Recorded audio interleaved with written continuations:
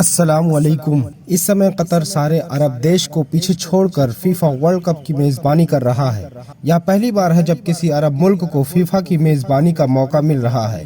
اس سے معلوم ہوتا ہے قطر بھی UAE سے کم نہیں ہے، بھلے ہی وہ اس سے چھوٹا ہی کیوں نہ ہو۔ قطر اس سمے فیفا کی وجہ سے پورے دنیا میں مشہور ہے۔ آئیے ہم جانتے ہیں کہ اس نے کیسے دبئی کے بھی ہوش اڑا دیے۔ پہلے ہم بات کرتے ہیں کہ قطر نے فیفا ورلڈ کپ کے لیے 8 اسٹیڈیم ایک پوری بستی ہی بنا دیا اور سپر فاسٹ میٹرو دوحہ سے لے کر اسٹیڈیم تک بنا دیا، جس سے کسی بھی شائقین کو اسٹیڈیم تک پہنچنے میں دقت نہ ہو اور فٹ بال کے شوقین آسانی سے لطف اندوز ہو سکیں۔ باہر سے آنے والے مہمانوں کے لیے لگزریس ہوٹل، ولاس، یہاں تک کہ کروز شپ ہوٹل ہی بنا دیا۔ لیکن قطر کیا بڑا ملک ہے؟ آئیے ہم لوگ تھوڑا قطر کے بارے میں جانتے ہیں۔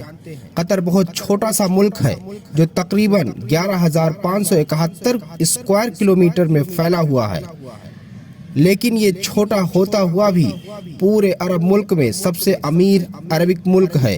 اس ملک کو فیفا ورلڈ کپ 2022 کا ہوسٹ کرانے کا موقع ملا۔ قطر کو میزبانی کا موقع ملتے ہی پورے دنیا میں کھلبلی سی مچ گئی۔ کئی لوگوں نے قطر کے اوپر الزامات بھی لگائے کہ قطر نے رشوت دے کر اسے فیفا ورلڈ کپ کرانے کا میزبانی ملا ہے۔ پھر اس کے بعد میں فیفا نے جانچ بھی کرایا، لیکن اسے کوئی ٹھوس ثبوت نہیں ملا۔ لوگوں کو حیرانی بھی ہو رہی تھی کہ قطر ایک چھوٹا سا ملک اتنے سارے اسٹیڈیم کیسے بنوائے گا، لیکن اپنی محنت اور لگن سے لگ کر 10 سال کے اندر 8 اسٹیڈیمز کو تیار کر دیا، جسے دیکھ کر پوری دنیا بھوچکا رہ گئی اور انہیں اس کے سوا کچھ نہیں ملا۔ قطر 10 سال کے اندر تقریباً 19,000 ارب روپے ان سب 8 اسٹیڈیمز اور انفراسٹرکچر کے لیے خرچ کر دیے۔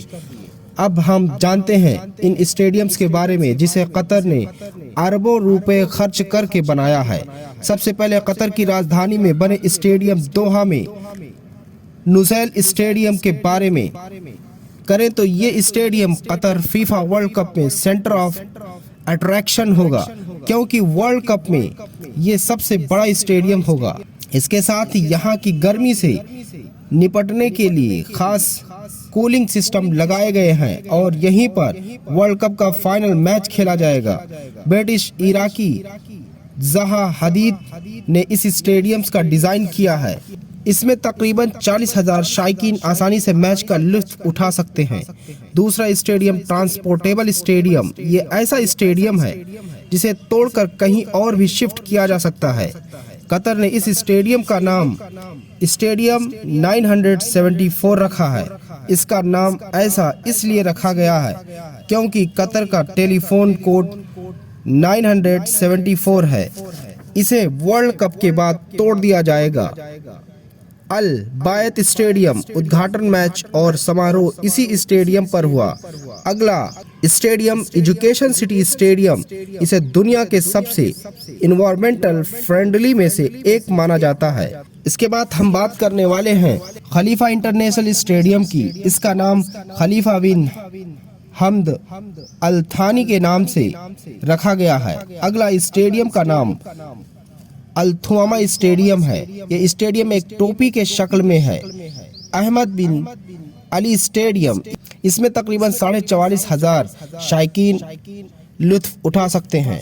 الجنوب اسٹیڈیم، یہ اسٹیڈیم دوحہ سے تقریباً 30 منٹ کی دوری پر ہے، اور جیسا کہ موروکو نے پرتگال کو شکست دی، اس سے معلوم ہوتا ہے کہ پورے عرب ممالک میں فٹ بال کا جنون پیدا ہو گیا ہے۔ اگر ہماری ویڈیو آپ کو پسند آئی ہو تو لائک کریں اور شیئر کریں اور ہمیں سبسکرائب کرنا نہ بھولیں۔